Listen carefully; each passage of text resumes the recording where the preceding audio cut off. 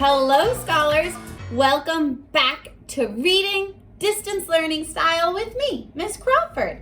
I'm so glad you're here today, guys. Today, and Lila is too. Today, we're going to be taking a look at Violet's music. It's about a little girl, Violet, who really loves music. It's written by Angela Johnson and illustrated by Laura Huliska-Beith. While we're reading it today, my friends, I really want you to be thinking about a couple of different things, okay? We're gonna retell a specific part of the story. We're not gonna work on a retell of the whole story, just one small part. When we retell a small part of a story, we wanna make sure we're including lots of detail. Kind of like when we're making an illustration for our writing, we try to put in as much detail as we can to our illustrations. When we're describing a part of a book to a friend, we want to give them as much detail as we can. If we're describing a certain specific part, that's just one part of a book instead of the whole story. While we're reading, I want you to be thinking about the different settings that we see. I want you to think about the different characters that we meet, and I want you to think about the different things that are happening in our story. Are you ready? Okay, here we go. Violet's Music by Angela Johnson, illustrated by Laura Huliska-Beith.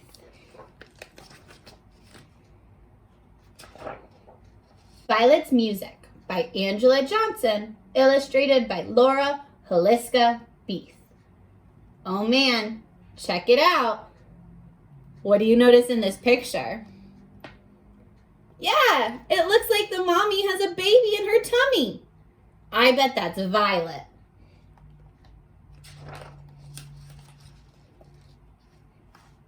Do you think I was right? When Violet was a baby, just a few hours old, she banged her rattle against the crib, hoping others in the nursery would join in. Boom, shake, beat, shake. All day long, Violet played that rattle. Wow, look at how happy she is shaking her rattle. It looks like all the other babies are kind of dancing along. Except that one. That one's definitely sleeping. Could she find other babies to play along? What do you think? Are other babies that are just a few hours old going to be making music? Probably not. No, she couldn't, but she'd keep looking. Violet played her music all alone.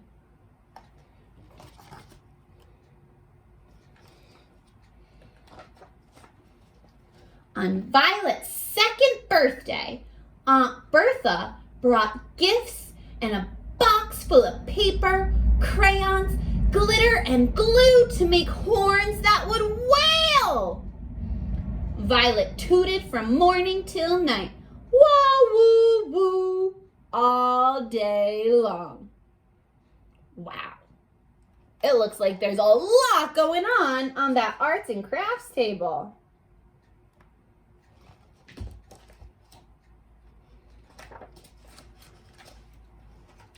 She tried to get everyone to toot with her all day. Wah, woo, woo. Oh yeah, Violet blew that horn. Could she get her family to play with her?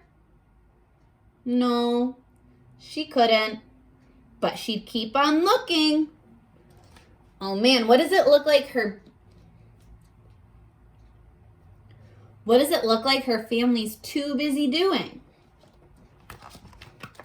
Looks like Mom is too busy doing, that's right, laundry. And what's her brother busy doing? Yeah. And Dad? That's right, he's fixing the car. Violet blew her horn all alone. Violet wondered in kindergarten if there were other kids like her who dreamed music, thought music all day long. Looks like it's their first day of school. What is she hoping the friends in kindergarten will like? Oh, that's right, music. But she found that some liked to paint, some liked to paste, others liked to play in the sandbox, and still others just like to stand around eating paste. No one wanted to play music all day long. Man. I really like this page though. Take a look at that kindergarten classroom. What kinds of things do you see happening here? Oh yeah, I see some friends reading, some friends doing some artwork. And what's Violet doing? That's right. She's trying to play a triangle.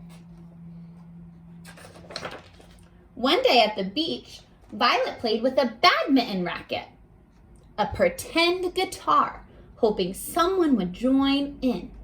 Do you see how it kind of looks like a guitar if you turn it sideways? Does that look similar to something we've seen already? This picture right here? Yeah, it's the cover photo. Plink, plink, pluck, pluck. Violet played guitar. Could she find a fellow guitarist buried in the sand? Who's she looking for to play guitar with her? Do you see? Yeah, she dug up a crab. She couldn't though, but she kept looking. Violet played her guitar all alone. With Violet, you see, it was music all the time. Breakfast time, dinner time, bath time, and all times in between. On this page, it shows us all the different ways Violet made music throughout the day. What's one way you notice her making music?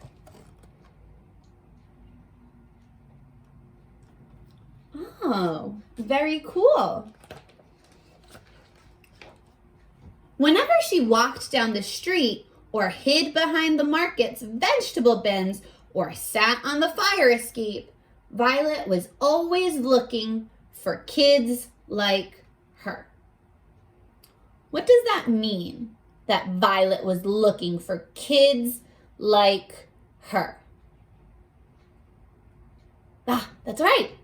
Kids that like to play music.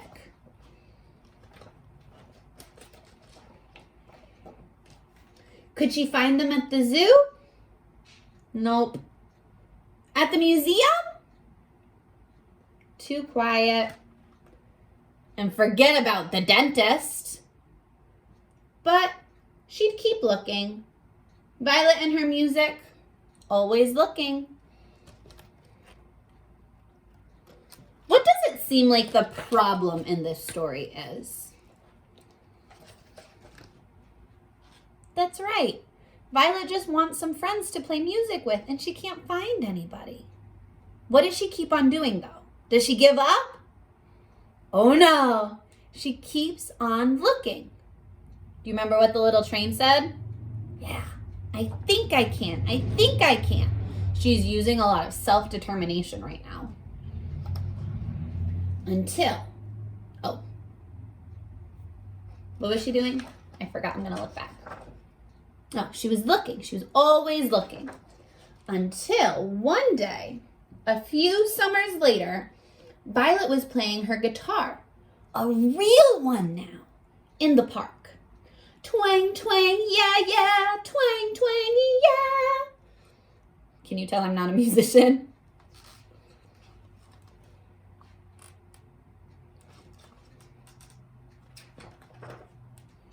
When, over by the fountain, someone started beating a drum.